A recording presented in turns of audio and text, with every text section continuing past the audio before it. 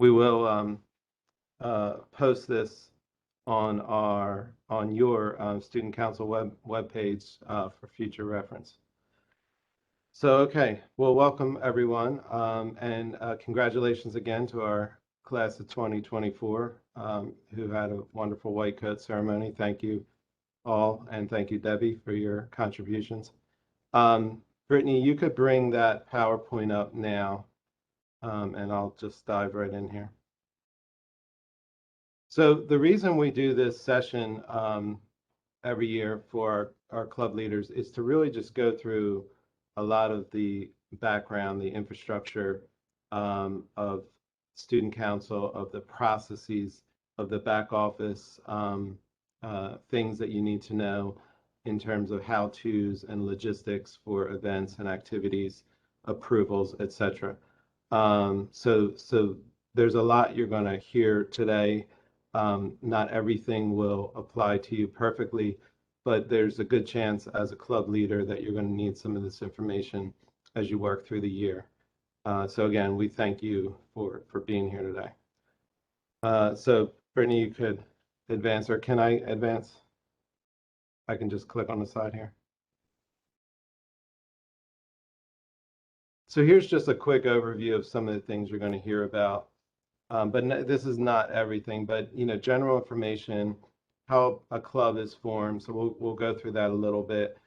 Club requirement details. We'll announce the STUCO general meeting dates, how to get funding for your club, important forms and documents, reimbursements, the how-tos, and that includes everything from imprinted materials, scheduling rooms, requesting food, et cetera, et cetera. And then people to know, and then kind of summarize things at the end. And Debbie has some other communication platforms she's going to talk about as well. That isn't a cool new thing. So next slide. Let me see if I can do it. Sorry. Okay. All right. So just so everyone knows, there's different categories of clubs. So there's STUCO-based clubs that are recognized, established clubs with the school, and then there's non-STUCO-based entities. These are entities that formed over time that support different interests in and out of the school that aren't necessarily recognized by STUCO. They don't receive funding from STUCO, and they're also not subject to the requirements of student clubs. So I'll go through this all in a minute.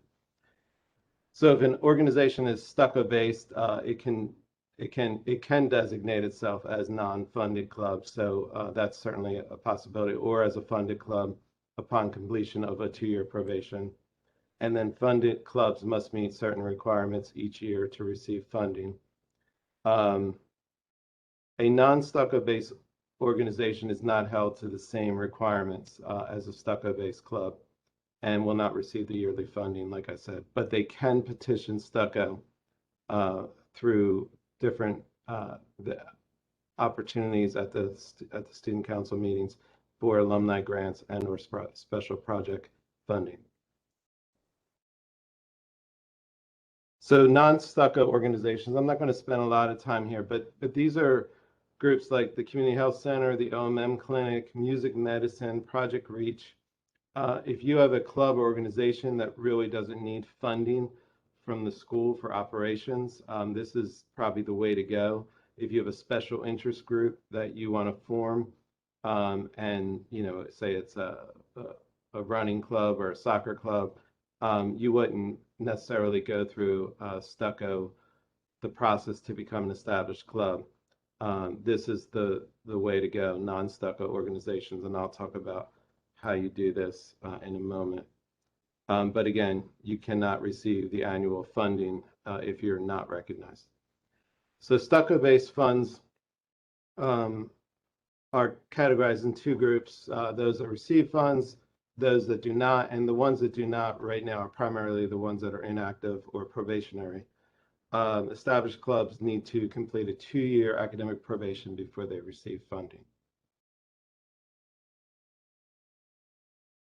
STUCO-based clubs must submit a a year-end requirement form to receive funding. They have to do that even during probation. Funded clubs will receive their funding from the annual disbursement, which are allocated from your student activities fees. So we take the student activities fees and we apply this funding algorithm, and certain funds go to STUCO, a certain percent go to each class, and then the other funds are divvied up among the active clubs that have completed year-end reports. And I'll talk about the reports later. Actually, Debbie will. Okay, so this is real quick, how to become a club. Some of you might be interested in this, but most of you are representing established clubs. If you want to start a new club, first thing you should do is come and speak with me. And the reason I say that is because sometimes that club may already exist as a deactivated club, or it might be something you're proposing that could fit in under the umbrella of an existing club, or it might not even require a club. It might be more like a special interest group, and I could help advise you to different ways to get to your end goal. But if you did want to start a new club, you would need a constitution, a petition of at least 5% of the student body. Currently, it's about 40 students. They do not need to be members. They just need to support the idea of adding this club to our campus. And then those documents are submitted to Debbie and Stephanie Levin to be reviewed prior to a STUCO meeting. Then you would submit those forms to the secretary, get added to the agenda, and prepare a 3-minute presentation to STUCO. Student council will vote during their closed portion to approve or deny your request. Probationary status is once a club is approved, you're automatically placed on this status. It's a 2-year, 2 academic calendar years that you would not be eligible for funding, but your club may still request funding from STUCO through the other means that I talked about, the alumni funding and special projects. You will be required to submit a year-end report to fulfill the requirements both years before you're fully established active. Following the end of the 2-year probation, it is then voted upon again by STUCO to approve the club with full funding.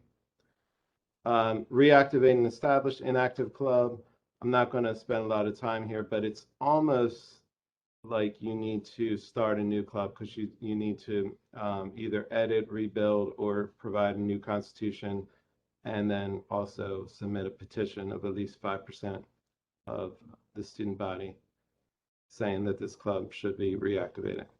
After that, the process is a little easier, and sometimes there's even some funding that has been sort of left behind from the former group that ran that club.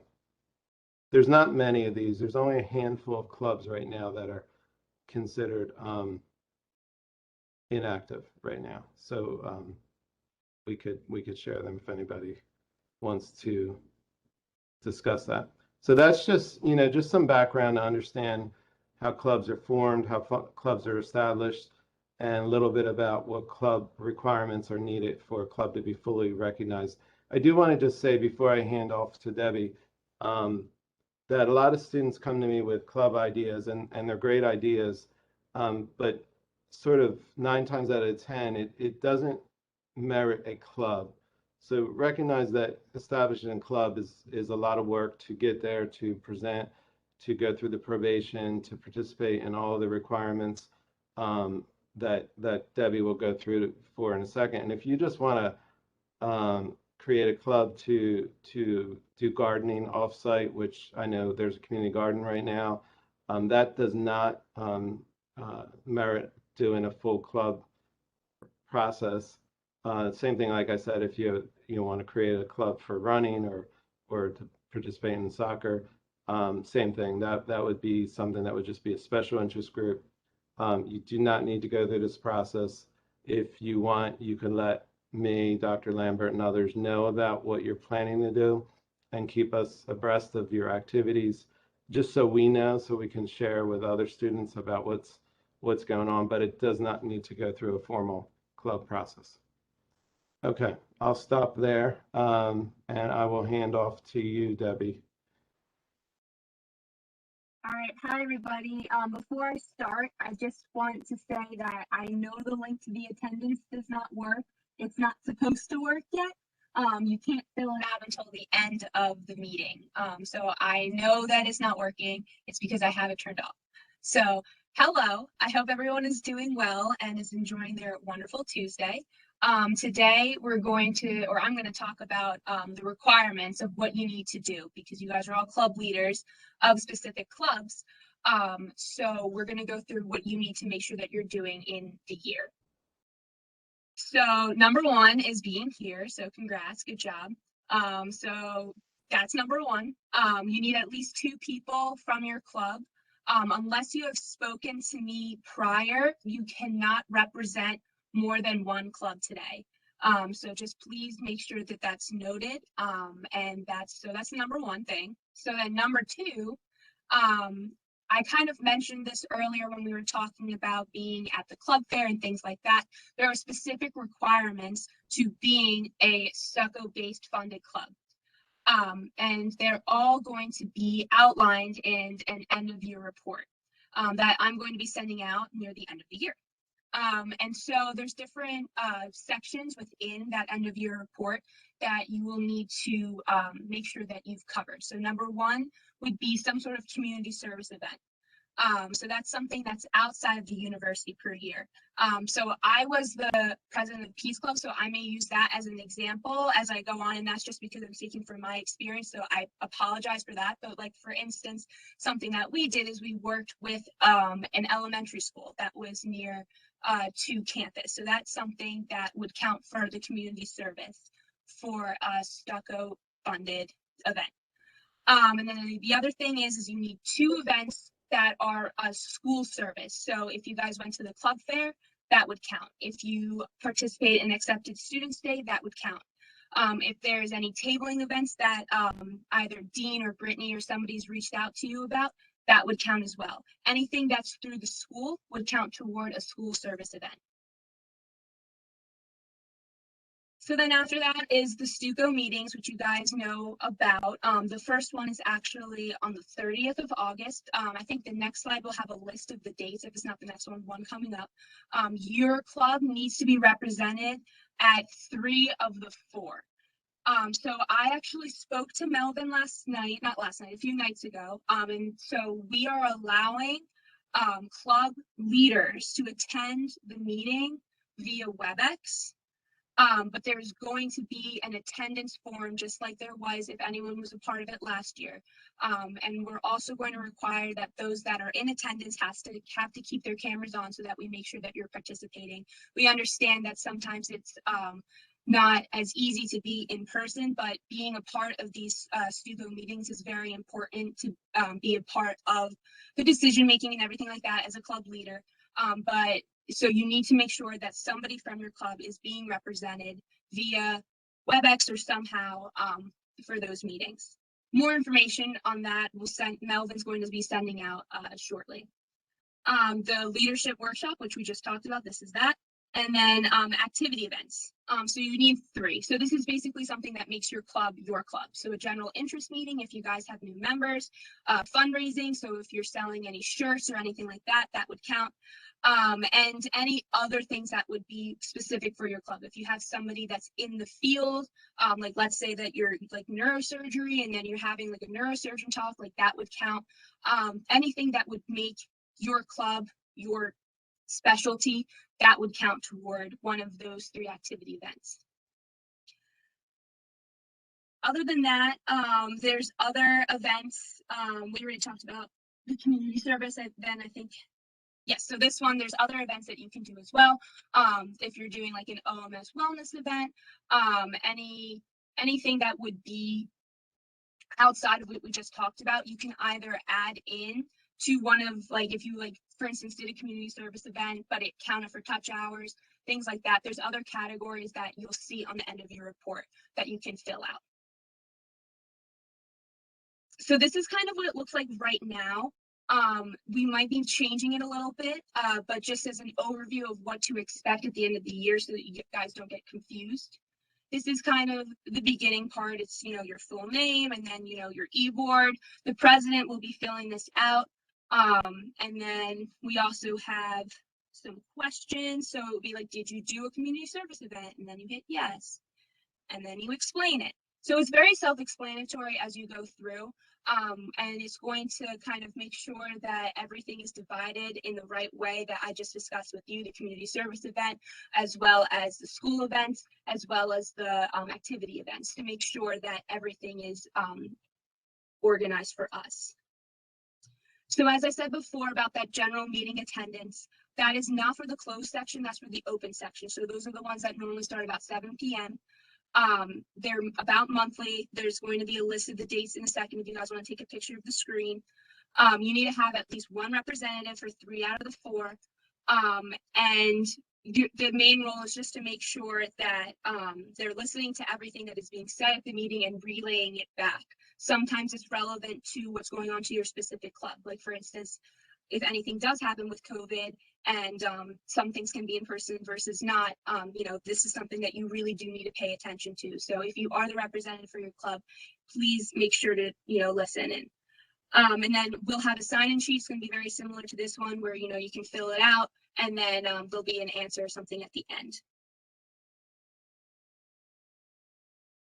So here are the lists if you guys want to take a picture of the meeting dates for this year. As I said, the first one is on Monday. I guess there are actually 5, so I guess 4 for like 2021. So make sure that you guys are going to 4 out of the 5. So AKA you can miss 1. So make sure that you're attending as many as possible. As somebody that's been in an e-board position, I would suggest just trying to make all of them and assigning someone to go to every single one. So if something does happen, you guys have a little bit of leeway. So I think that, instead of kind of organizing around one day that they won't be there, kind of just make sure that you have everyone there, because it'd rather be safe than sorry. And then at the end of every open portion, we have something called an open mic section, where you can ask any questions that you may have. And if you have any questions, whoever it's directed toward will give you an answer within 7 days.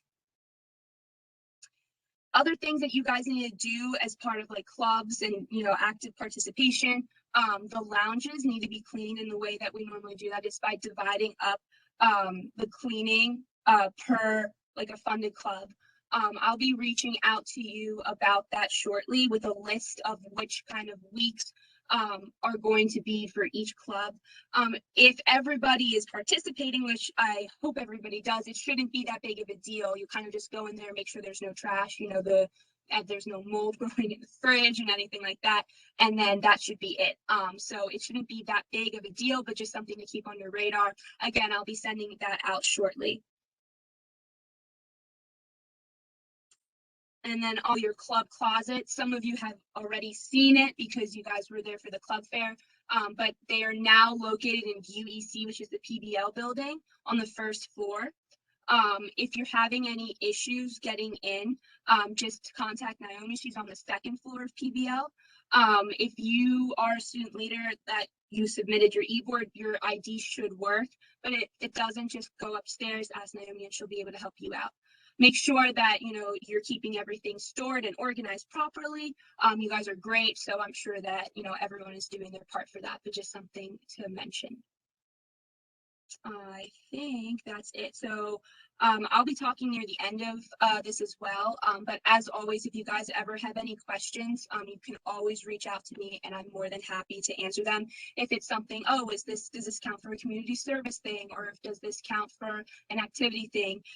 If you're concerned or questioning about it, just ask me and we can go from there. I think that's it for now.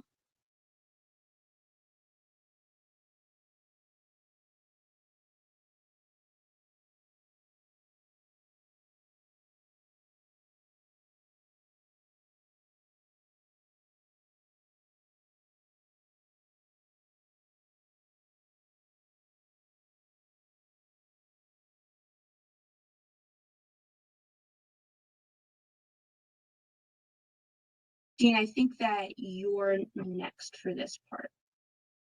Sorry, I Okay. was muted. Thank you. So before I get into this section, and thank you, Debbie, I do want to introduce Stephanie Levin. Stephanie is a staff management assistant with our Office of Student Affairs and Alumni Engagement. She's really responsible for everything with clubs, classes, student council in terms of governance and funding, tracking budgets, and also processing everything for purchases, reimbursements, travel, contracts, you name it, she does it all. So I do want to give Stephanie a chance to introduce herself and tell a little bit about her role. Steph.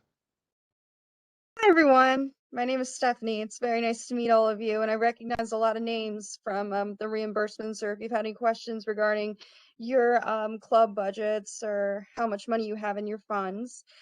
So my role is pretty extensive. So what I do is I manage all of your class and club budgets. I handle student reimbursements and student travel. I'm also responsible for a lot of purchase orders, like if you want to do care packages or Amazon orders, I handle that. So that's just some of the things that I do. So I'm very excited to meet all of you. I started working at Rowan SOM in March of 2020, right before the pandemic hit, actually. And I'm just really happy to be here. Thank you. Thank you, Stephanie. Yeah, and we're very happy to have Stephanie on board. So I'm sure all of you will get a chance to meet Stephanie now that we're back in person and working with her. I do want to just start out by saying Stephanie has sent all the club leaders your budget information for the opening of the year, your starting balance, so to speak. And she'll do that every month or every other month. But I do want to let you know that that does not include the new student activity fee funding. That should be applied sometime in early September and should be reflected in your accounts sometime after mid-September. So look for that to be added. And generally speaking, clubs are going to get somewhere between a base funding of about $300 with a high of about $1,200 to $1,500 per club, and that's all based again on your student club reports, your activity, and additional items that you have reported from last year. So all that's coming forward. So you can also ask STUCO for funding. So that's what this slide talks about. And there's forms on the website, which is listed here, where you can go. You can request funds for travel and funds for special projects. Now, travel to medical conferences and other sort of mission trips and things was pre-COVID a very active thing for our students, and we expect it will pick up as we move through the year. But right now there's no active travel.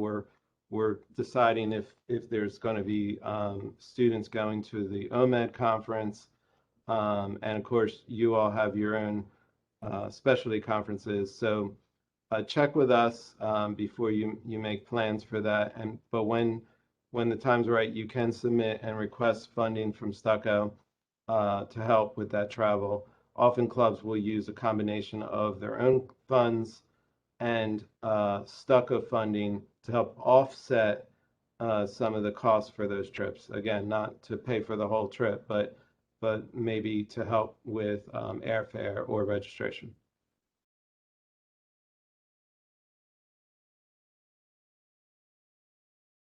Okay. So alumni grants is another way you can get funding. So the Alumni Association about 6 or 7 years ago established alumni seed grants, and basically what these are is there's 10 $250 grants that can be awarded to any club once in an academic year. And the requirements are pretty broad for this. It's just got to help support an event or program or community service that's available to all students. They cannot be used for conference or travel-related expenses, and you could submit a alumni grant request on the STUCO website, submit it to the STUCO president, treasurer, secretary, and copy Stephanie prior to the meeting for consideration of that. The student council e-board are the ones that vote on those requests. And just so you know, if you got a $250 grant now, if you applied for one now, you would have to use it by December 31st. And if you, I'm sorry, that's not correct. If you applied for one now, you'd have to use it by the end of the school year. If you got one in the spring, you can have till the end of the year to use it. So there's basically a window for that. So try and do it close to the event.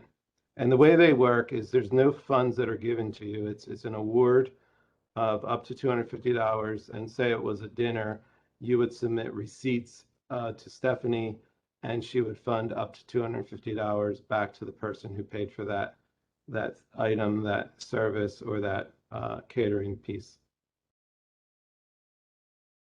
Okay. And here's just a quick look at the forms that exist on the STUCO website. So you'll see the reimbursement policy, the MDV voucher, that's for reimbursement, the Rowan SOM tax exempt letter, everything you need for travel, including the waiver form, the alumni grant request form, the special projects form, and then there's a education lecture grant application. Okay, professional travel. Here's the process pre-travel. Students need to submit travel waiver 30 days prior, and those documents go to Stephanie. If a student organization is planning to attend a meeting or conference, the club's president should submit a list of potential attendees to Stephanie as early as possible. And then once travel is approved, students would also inform Stephanie of any funding. So for instance, if you were, I don't know, the sports medicine club and said, you know, the leadership has decided that they're going to support the students at up to $50 per student that's attending. And then we also received, you know, an additional, you know, $75 from STUCO. So those funds would be processed as part of the pre and post travel, and students would be reimbursed when they return and submit the eligible receipts. So there's a lot of information here, and we'll be sending this out once we get the full go for travel, because some of this has changed. There's a bit of a newer system, but most of the requirements will be the same in terms of what you need to provide. Student reimbursements, this is pretty straightforward. I think a lot of you have already experienced this with Stephanie, but again, if you make a purchase or pay for pizza for a meeting or, you know, decorations for an event, you would submit the receipts, original receipts, along with a copy of your credit card with only the last 4 digits showing, so black out the first 12 digits, submit that to Stephanie with an MDV form, and you will be reimbursed. She'll also need supporting document or email from your president or treasurer saying that this was an approved expense. Just note that the limit on that is generally $500 and only up to $100 for food. And we'll talk about why that is in a minute with Brittany Quintana. Reimbursement for gift cards or gift vouchers is only permitted for special circumstances and requires pre-approval by student affairs. So see Stephanie or me for more information about that. But generally speaking, the gift cards and gift vouchers are really limited to folks who participate in research programs, research surveys, research studies. Also, Rowan University is an exempt entity for New Jersey state tax, we do have a certificate on the website. Most businesses will accept that and remove the tax when making a purchase. If they do not, you will not be reimbursed for it. Generally, the accounts payable will not reimburse for state tax. I just want to go back for 1 second and just say, just to be clear, Stephanie would be the contact for all the reimbursements. You would submit the completed form, the receipt or receipts, and you could actually scan all this to her. It says don't staple. That's when we used to have students walking through the office. Now everything's electronic. So you could scan these things to her along with a copy of your credit card, like I said, at her email, which is listed here. So everything finance, if you ever have any questions, just go to Stephanie. She'll advise of the process and get you started. So I'm going to have Brittany Quintana tell you about the how-tos. I think one of the most important parts here.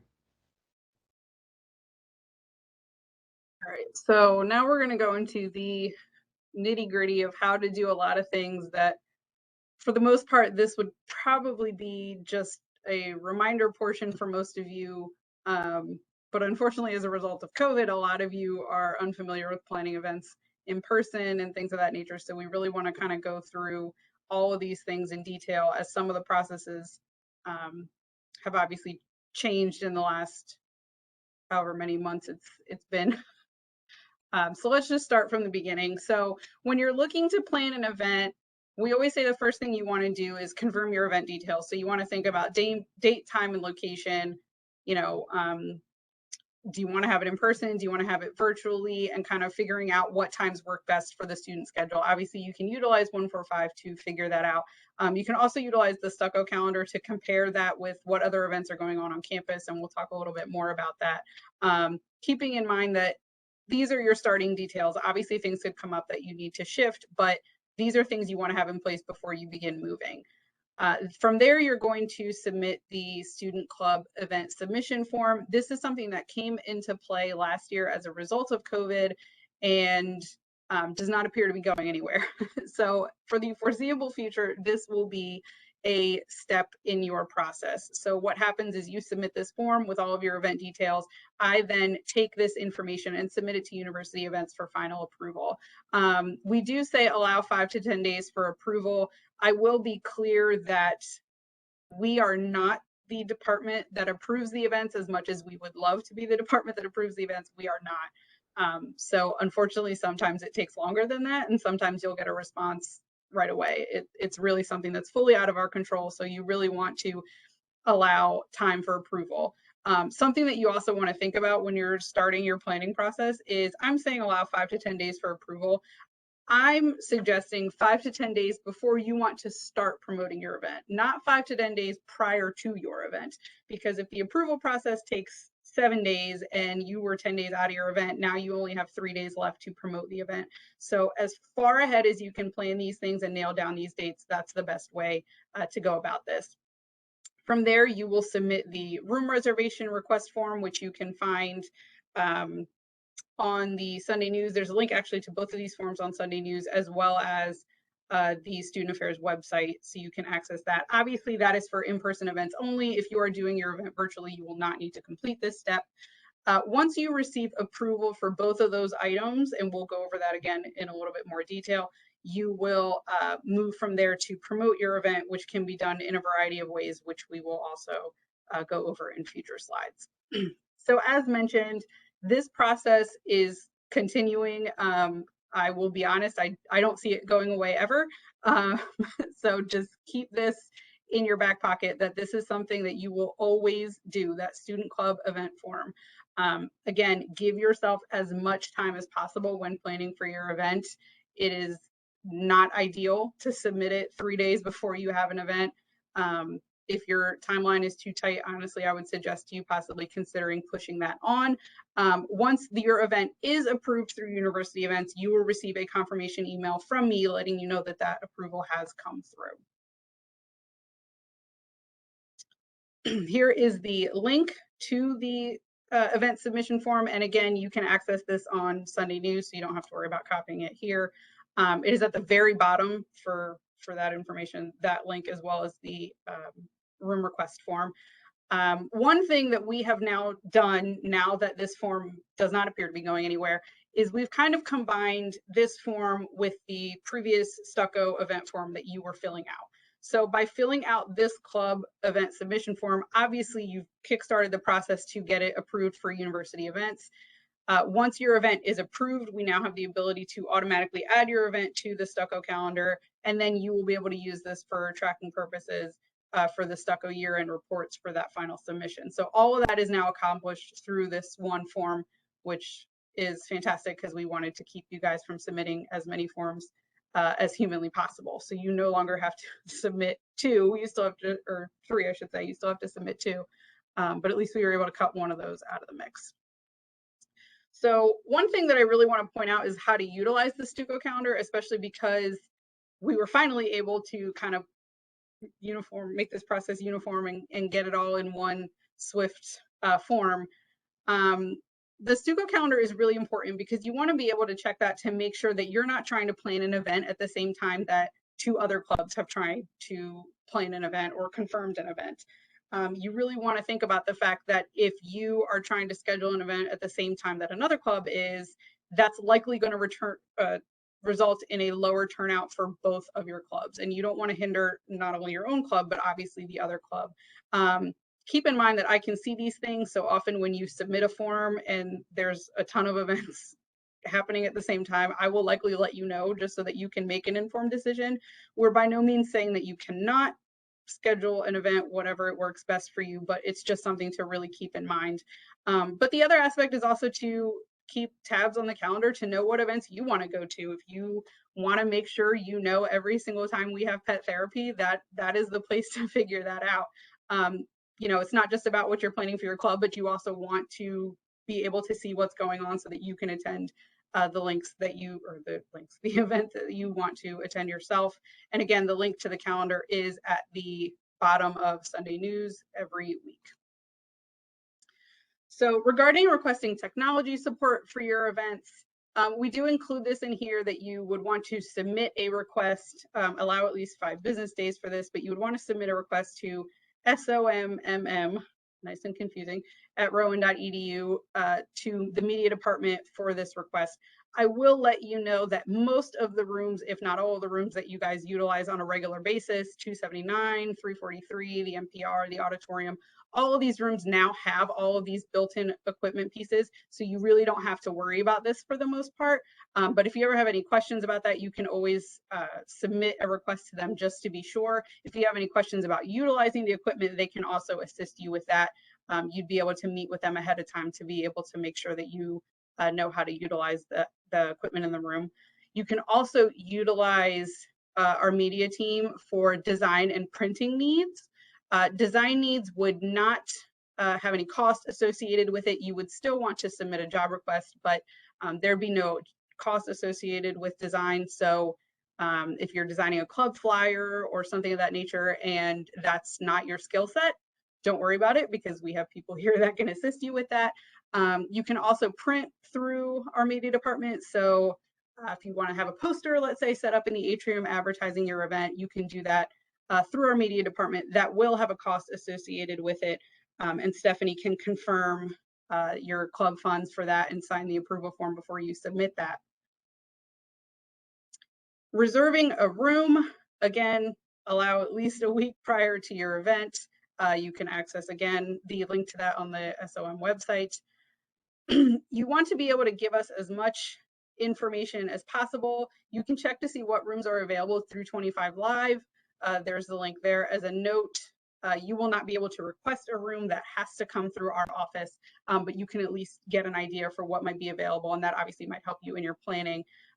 It is helpful if you can include alternate rooms in your request, because I will be clear that a room may appear available, but there could be somebody else that has already requested it and it hasn't been approved. And obviously those requests will be approved as they come in. So while it might appear available, it may not in fact be available. So anything that you can do to give us additional information so that we can know what direction to go in if the room is not available, and help you just get the process moved along that much faster. You will receive an email confirmation from Naomi in our office when your room reservation is confirmed. One thing I want to be very clear of is that the room request process in the student club event approval process are two completely different processes. So receiving an approval email that your event was approved through University Events does not signify that your room request was approved, and vice versa.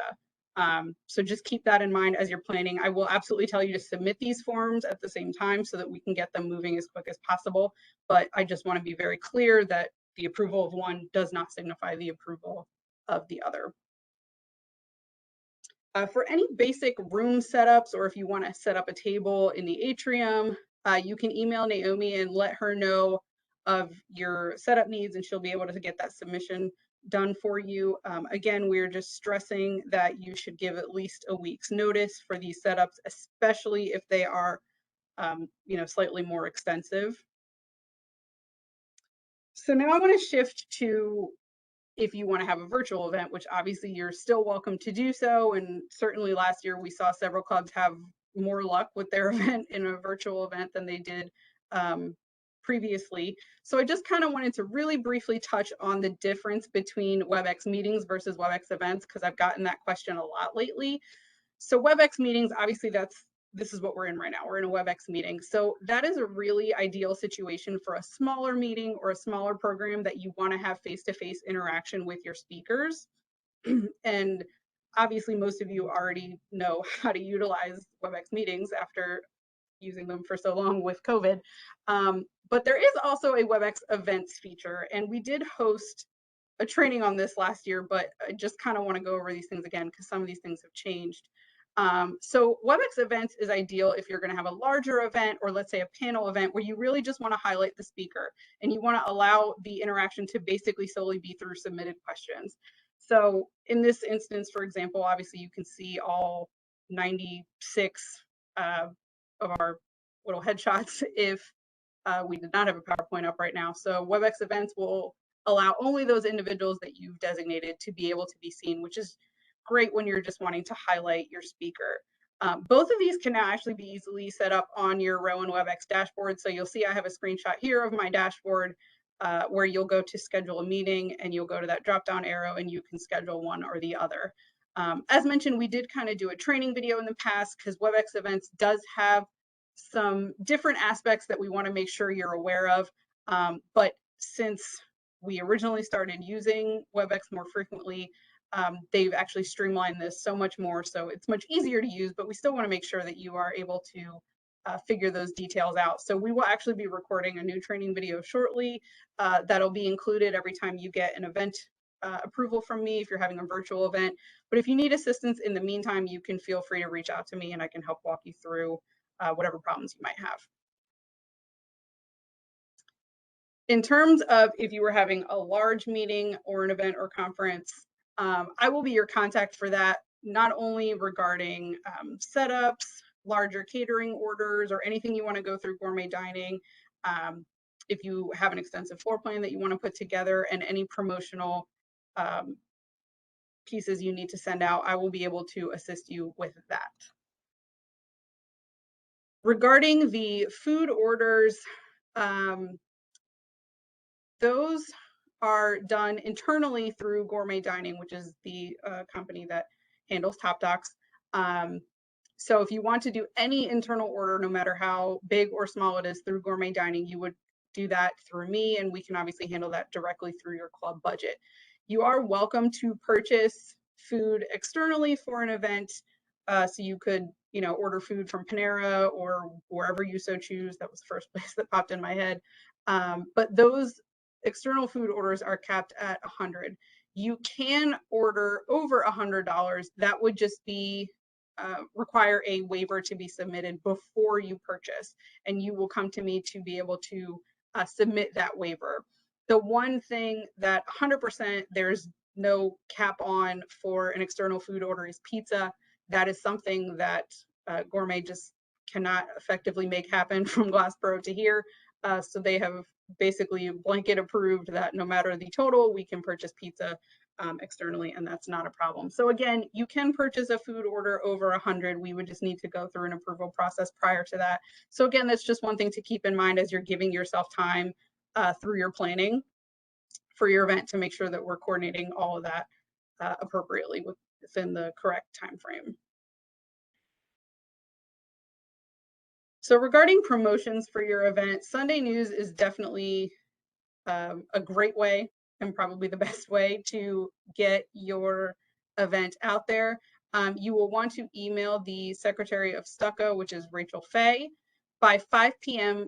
The Saturday before the email is posted. So essentially the day before, you can submit a JPEG to her if you'd like to have a copy of your flyer or whatever you may have included in your email to her. You want to just give her that who, what, where, when, why information. You can also utilize social media as a way to promote that, especially if you are promoting clothing items, which we'll talk about in a couple of slides.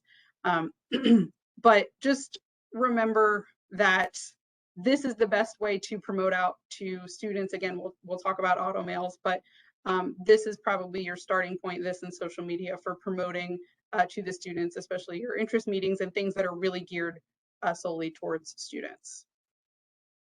Regarding an auto mail, this is something that is sent out to the entire SOM community. So for something to be sent out via auto mail, this would need to be something that appeals to everybody: students, staff, faculty, GSBS, students and staff, truly everyone. So we really ask you to think about the content of what you're promoting. Many of you will say, yeah, it's no problem, staff can come, absolutely. But when you really think about the content of what's being discussed in your presentation or your event or what have you, if it's really geared toward students only, we would ask that you refrain from doing an auto mail and utilize, as mentioned, the Sunday News and your Facebook sites or any club specific sites that you might have. If it is something that you want to send out to an auto mail to the entire campus, again, you would send that information to me, that who, what, where, when, why, a little short write-up of what you want to be sent out. As a note for those of you that are familiar with the auto mail process, moving forward, because of the fact that auto mails are most often viewed on phones, making attachments not as clear, they have opted not to include auto mail attachments. So if there's anything in your attachment that you would have wanted to have in the auto mail, you want to make sure and include that copy in there. Again, this should be done at least 5 days prior to the date that you want the email sent. We also do have TV monitors in all of the buildings. This is definitely something that was not utilized much last year because we didn't have a ton of people on campus last year. But now we have people coming back, so that is great. So you can also market your event through the TV monitors. This is handled through marketing, so you would email these 3 individuals, Julia, Jerry, and Lynn, with a description of your announcement. They can also work with you to create a graphic if you wanted to include a graphic, and then you would just let them know what buildings you wanted this advertisement to show up in. And when you would like the announcement to run. The maximum that it could run is 2 weeks. This is something that definitely requires much more advance notice, so you'll want to do at least 3 weeks prior to your event. And any announcement from a student group would need pre-approval from our office, and you can email me to get that pre-approval to utilize the TV monitors for your event. This is super important. This is something we get asked about constantly. Several of the clubs opt to do fundraisers, selling merchandise or apparel, which is completely fine. However, we need to ensure that the logo and any wording on the merchandise or the apparel is appropriate with the Rowan SOM brand. So all of these things would be approved through the marketing department. They can also assist you if you need help with designing something. So you'll want to contact Julia and then copy Jerry and Dean on that email. There are just very strict rules regarding the branding that you want to ensure that if you're using the Rowan logo, that it is the appropriate logo. There are also changes regarding the use of the words Rowan Medicine. So I always just suggest send everything to them to be safe. And I also want to be clear that there have been changes within the last year. So even if you are repeating a design that was previously approved, it doesn't mean that it's approved now. So you will still need to get those checked through marketing, and please be sure that you are not placing any orders or promoting any sales prior to getting that approval from marketing. Another thing we get a lot of questions about is hosting a collection or a drive. A lot of clubs look to do this for a community service project, which is great. If you are interested in doing a collection or a drive, you should contact Naomi in our office to request collection bins. You'll want to do at least a week's notice for your request, but I want to be clear that requests are on a first come, first served basis, and we often are booked, I shall say, for the bins several weeks in advance to ensure that we're giving each club ample time. And besides the fact that we don't have enough bins to do multiple collections, we are limited to one collection at a time. So just keep that in mind, that you might have a date in mind, and we do ask for a week's notice, but you could wait several weeks before you are able to access the bins. The bins will always be placed in the UEC first floor lobby and the Academic Center atrium. Collections will run for no more than 2 weeks total. So all collections will begin on a Monday and end on a Friday. So obviously, if you're doing a 1-week drive, you'll go Monday to Friday. If you're doing 2 weeks, you'll go from Monday to the following Friday. It is your responsibility to properly label the bins for the collection and to make sure that you're checking the bins regularly to make sure that the items you're collecting are not overflowing and people are then not donating. And you want to ensure that once your collection is over, you've removed your signage, you've collected your donated items, and the bins are fully cleaned out so that the next club is ready to be able to utilize the bins. We often don't have much of a break once the year really gets going. So it's really important that you follow those timelines. We also have a great wellness effort here on campus. Obviously, we are here for you. We are here to promote wellness. We want you to be able to have time to relieve stress, to reset, to really take care of yourself. And our committee, our wellness committee, really does a lot of great activities. As mentioned, we have pet therapy, which is always a huge hit. Brittany Mitchell in our office sends out the weekly wellness resources, which are also very great.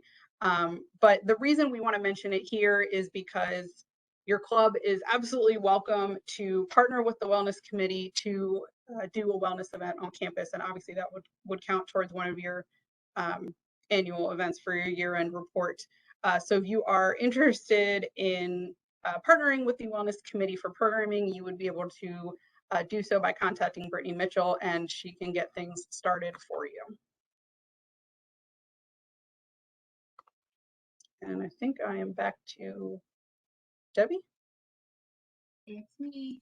All right, so we're just wrapping up, guys. Hold on. So I'm gonna put the attendance thing again. You can't fill it out because I have a question for you guys that you need to answer. But there it is. Okay, so people in the know.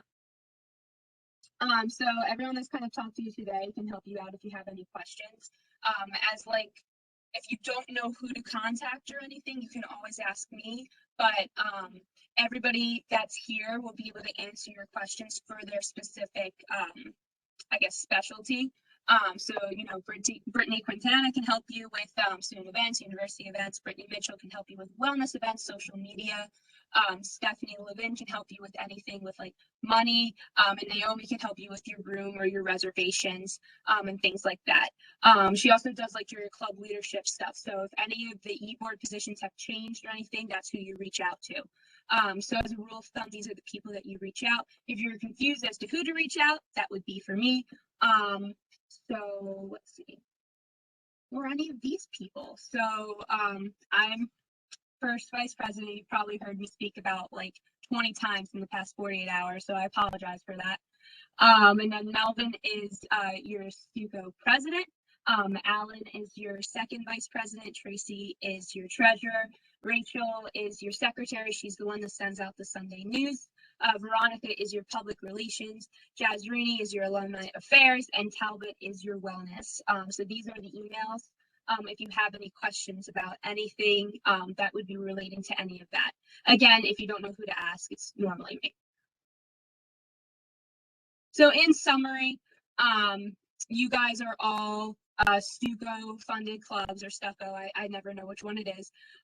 If you are not STUCO funded, you don't get any funding. If you are, then you do, which is why you have to go through all of this stuff to make sure that everything is approved so that you get the money that you guys deserve. And then, as I said, if you have any questions, you can ask me or you can ask Dean. If you want to start a new club, and we can help you out with the process. There are different things that need to be done for that, but just to see, as he said before, if it is a club that you know, should go through the process, or if it's more of like an interest group to try and figure out what's best for whatever you guys want out of it. As I said before, contact Stephanie if you have any questions about money. When in doubt, ask her anything about money. So, you know, I've gotten a few questions already about conferences and things like that. That's what you're going to ask about for funding. One thing, as somebody that was in your shoes, remember that it cannot be funded or it has to be, you know, you spend the money. Sorry, you spend the money and then you ask for the reimbursement, and then you get it back. So just understand that, and that's how it's going to be, just to make sure the process goes as efficiently as possible. Travel forms and everything should be submitted 30 days prior. And remember, if you're going to be requesting money, that means that you have to present at that STUCO meeting. So you have to make sure that you're aligning everything. So, you know, if I were you, I would look into things about 2 months in advance just to make sure that everything is kind of in the right place that it should, because you don't want to ever run out of time if things are happening. If you have any room reservations, they're made online. All the links and everything is in this PowerPoint, and it will be distributed to you guys. So everything is very easy for you guys to find. Activity calendar, just to make sure that you're not overlapping and to promote any new events. Make sure that you keep your storage clean. And as always, you can email me. And there's also going to be a e-board group me. I think that this is probably easiest to kind of send out information to you guys. One, because I feel like people check group me a lot, and also it'll be easier because some clubs add new members at different times of the year. And so having this overall group me of the e-board members, A, makes it easier for me to reach out if there's any questions. B, if you guys have any events that you want to promote, I would be careful promoting it in this chat because I don't want this chat to become like an advertisement to everyone. But if it's anything that you want to collaborate with other members, this would be a place that you could put it.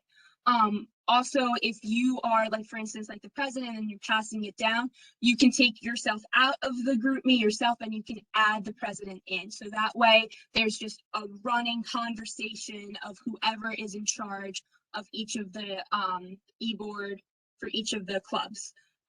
If you do want to talk in this chat, I would suggest that you guys say, like, in the first line, like in all caps, whatever club you're representing, because I know some of you represent a whole lot of different clubs. So if you're representing, let's say, like, I don't know, AIM, then you would write like AIM and then say whatever you have to say for that. So that way it can be nice and organized and everyone can kind of have a little bit more of a communication. So at this point, you guys can fill out the question, or fill out the form, because there's a question right down there. I sent it out again in the chat. If anybody has any questions, you guys can either, I don't know if you can raise your hand on here, or you could put it in the chat. I think Brittany could unmute everybody now if there's any questions. Sounds good.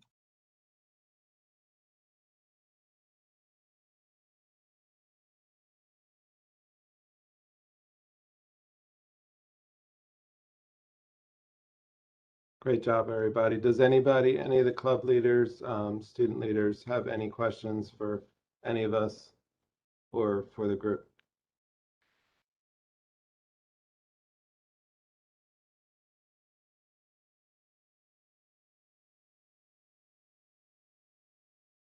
Finding it hard to believe we were that good.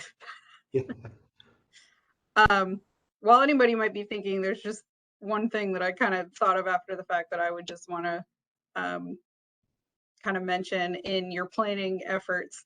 Obviously, realizing last year was a completely different animal of event planning, and that was a completely different world. So I want to be clear that your events don't have to follow those formats. I see a lot of events coming in 6 o'clock, 7 o'clock, 8 o'clock. Totally fine if you want to utilize that time frame, but just so you're aware, because several of you probably don't know, 12 o'clock is also a great time frame for events. So I just want to be clear that I want you guys to know that it's okay. You don't have to stick tonight. You're welcome to stick tonight if you want to. But I just want to make sure that you knew that that was totally a thing pre-COVID. Last year, we were kind of trying to give you a break as you were having online classes before and after that lunch time frame. But that's absolutely a great time frame to have an event as well. And can I just add to that there seems to be some confusion about what's allowed and what's not allowed right now. So just to be really clear, in-person student events are allowed on campus. And obviously with the current rules to wear your mask. Now, if you're going to have food at an event, like we did with some of the luncheons in August, we just ask that you spread out, try and social distance while eating, only remove your mask while eating, and try and limit that to 15 minutes or less. But generally speaking, you can have an event in person with food, inside or outside. All those things are okay to do right now. And we believe travel will be permitted. So check with me or Dr. Lambert if you're planning to attend a conference and you want to request funding. And of course, recognize that the funding requests can also help support virtual conferences too. So those can certainly be submitted.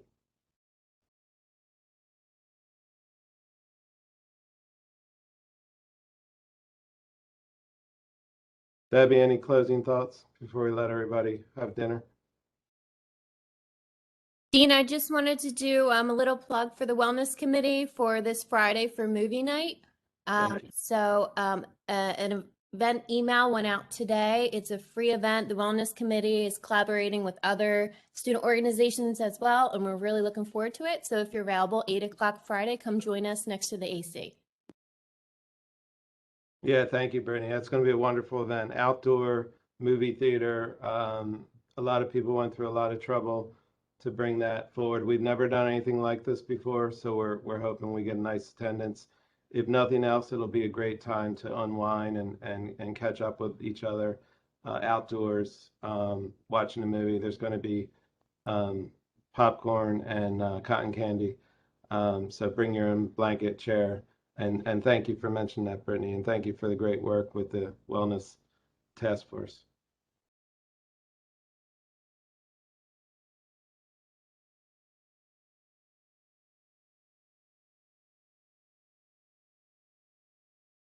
Debbie, I'll let you wrap up here. We're good. Thank you. Oh, cool. Well, thanks everyone for coming and listening to us. And we're here for you to try and make all of your events as successful as possible. And good luck, happy studying. And yeah, that's really it. Thanks, guys. Good night, everyone.